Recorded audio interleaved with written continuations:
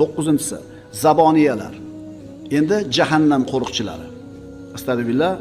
La tubqi va la tadar lawahatun lil bashar alayha 19. Muddassir surasida Alloh taolo aytadi, u biron kofirni qoldirmas, qo'ymas, balki kuydirib halok qilur. U 500 yillik masofadan insonlarga yaqqol ko'rinib turguchidir. Uning ustida 19 farishta qo'riqchilik egalik qilur. 19 ta farishta jahannamning qo'riqchilari, jahannamda bandalarga azob beradigan farishtalar.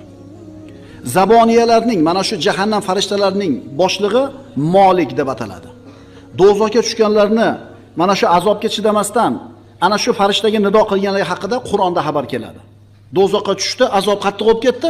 Shunda do'zaxdagilar ana shu Molikka, farishta Molikka xitob qiladi. Astagfirullah. Wa nadaw ya maliku liyaqdi alayna robbuk qala innakum makithun. Ular do'zaxiylar. Ey Molik, Parvardigoring bizga o'z hukmini qilsin, ya'ni o'ldirsin, jonimizni olsin deb nido qilganlarida u farishta sizlar shu azobda mangu qoluvchisiz deydi. Ya'ni o'lib qutulaylik, o'ldirsin bizni deb so'raganida Molik shunday javob beradi. 10-si